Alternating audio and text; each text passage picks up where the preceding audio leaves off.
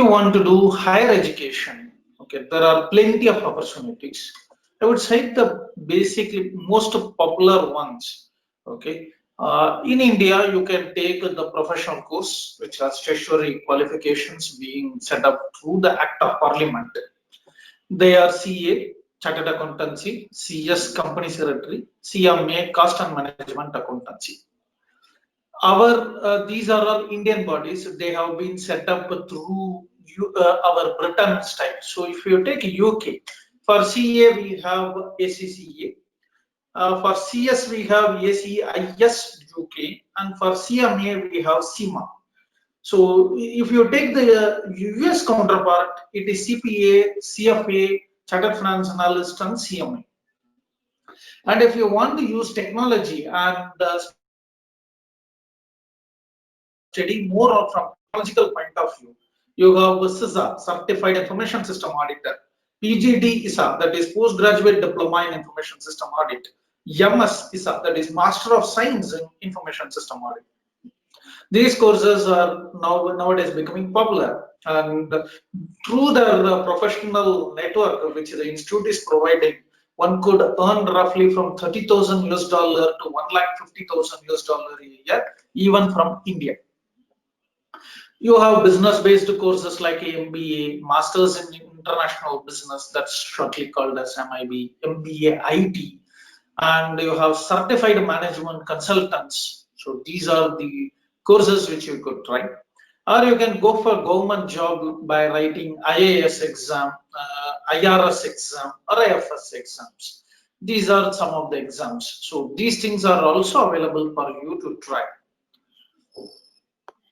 I'm giving you the websites related to various institutes which I have said in the previous slide. Okay, you could browse through these web links and understand what this institute is, who are the contacts, and how to approach this course. And for CA, CS, ACCA, CIMA, all those courses, you would have the entire prospectus available in the form of brochures which are downloadable. You can download them and have a feel of it. And please note that the UK-based universities and the courses like ACCA, CIMA, ICS, AI, all those stuffs would respond to you much faster than what you can imagine. And they will really give you wonderful consultancy regarding why should you choose their course or what is the uniqueness in their course. For instance, let me share my story. In 2008, I was interested to upgrade my skills with respect to management accountancy and strategic business management. So I was just skimming through various courses available. Then I just came across CIMA and I asked the CIMA CEO, could you share your institute's advantage if I choose you instead of an MBA or instead of MS strategy or instead of CA England and Wales or ACCA? They gave me a specially drawn file, in which they compared all the possible options for a person like me, okay, who is already CA and CS and who is well deployed in the industry as a CFO and company secretary. So they just saw what extra courses I would do, which are all premier, and then listed one-to-one comparison on how does CIMA scores an edge over those courses. These are not a mass brochures printed by CIMA. They designed it exclusively for me. So like that, the institute is very friendly. The institute really guides you to join, study, and pass the courses. So don't shy away from contacting the institute in case you need some support or some information.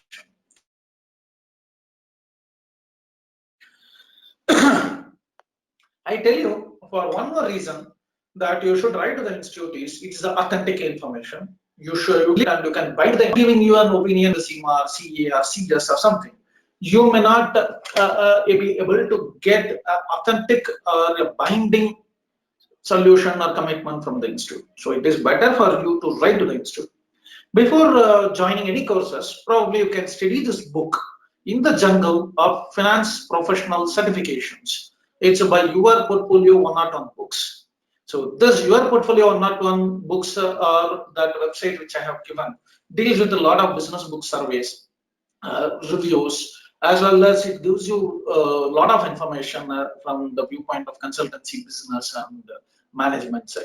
So that book which I have mentioned here will list you maximum number of popular courses. Okay, this book is available free of cost in Udu Books website. So you could download from there and go through what are the certificate courses, what are the other courses available for you to study. See, now I have to take you through the income tax practitioner. Okay, many people will get a doubt, should we join CE? How I would be able to practice income tax just from BCom. So here I have given you the link. Okay, this is the direct income tax department's website. It is not a third party site. Please try to use this direct department website, understand what is income tax practitioner and what you could do, what is exam when it would be conducted in your locality, and what are the requirements of it. So what does an income tax practitioner does? He educates the people as to what is income tax, how to maintain records for the purposes of income tax, prepare and file income tax returns, prepare and file various income tax forms. Okay, but in this case, you have to have one important stuff. He cannot certify any forms. Supposing you need a form 15 CSCB, he cannot sign the 15 CB, which has to be done only by an auditor. So as a result, you could only upload the form. You can just get it signed from the client and upload. You cannot sign on your own. So you can file any income tax form. And the major chunk of business comes in ETDS and TCS, tax collected at source related business. And also appearing before income tax authorities, representing the client with a power of attorney. You don't have a right by virtue of law.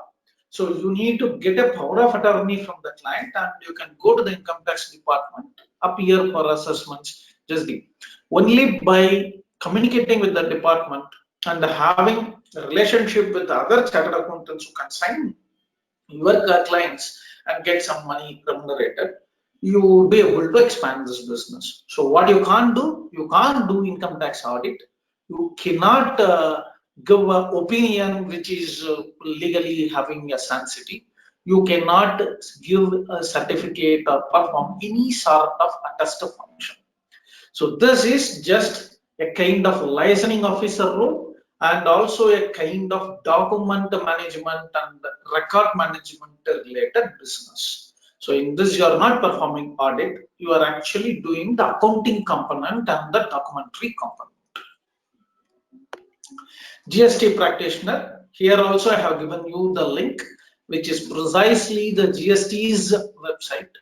Okay, this is a government website, and this is going to be a big cake because many people are a requirement of GST practitioners to prepare their monthly GST returns, to prepare their annual GST returns, to coordinate with the GST auditors, to support them in the GST assessments, to also prepare the related documentation needed for GST refunds. So many other opportunities are there coming up. However, here also the limitation, you are not GST auditor, you are GST practitioner, so you cannot audit or issue a certificate or perform any sort of attest function. You can only prepare and file the returns, forms, and also maintain the records like an outsourced accountant. Okay, so specializing in GST law, you could represent the company before GST authorities with the power of attorney. As a result, you can have a large scale build up whereby you could make a lot of companies to come. There is no limit for you to file any number of companies. A tax auditor is limited by 45 tax audit case, whereas an income tax practitioner is not having any such limitations because you are not performing any attest function. So you could do n number of clients. So the scalability here is what is going to get you. the real profit. So how scalable you can become, how big your network can be, determines your success in these areas. See, if you want to focus more on accounts and payroll outsourcing, I have told that it's just an outsourcing job. You could start small, or you can be a big company like Accenture, or Capgemini, or Tiger, or Caterpillar, something like that. You need to understand one thing. You need to have a sense of accounting and business information systems. You need not be a chartered accountant. You need to know some CA in practice so that you could do this business at a smaller scale. And please note, you need not be attached to a single CFO. You can have a large number of chartered accountants firms empaneled with you. That means you could go and approach some 10 chartered accountants, 20 chartered accountants, and say, "Boss, I would support you in this business opportunity. Could you help me with the files?" Or you could also do the other way.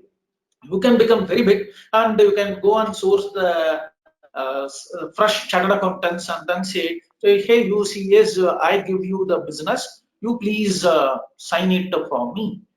As a result, it's a mutual win-win situation. If auditor is big, you get the business. If auditor is small, you give the auditor the business, and definitely it's going to be a mutually benefiting better business opportunity where you are not going to put in lot of money or lot of time in your studying. However, you need to upgrade your skills, and you should know the business, you should know the economy, and you should know how to talk, how to negotiate, how to make a SLA for you. Okay, SLA means service level agreements. So what you will do, what they will do, for what. In case he does something wrong, what is your remedy? If you does something wrong, what is his remedy? So all these components have to be factored in the agreement, which is otherwise called as SLA, service level agreements. So what is the conclusion from today's webinar? When one energetically learns continuously, he succeeds in a happy and joyful manner. The issue is we consider learning as something burdensome because all our learning is so far oriented towards just exams. Passing the exams becomes the burden and it puts a lot of pressure on you people. However, learning is a joy. So when you understand this and learn, you would be able to earn them. So without learning, there is no stable, scalable earning. So understand this fact. Please learn and acquire the skill sets needed. Wish you all the best for your startups or your higher education. In case you have any queries, you can just drop me a mail. I have given my email address, and whenever I get time, I shall respond to you. Thanks for your patient listen.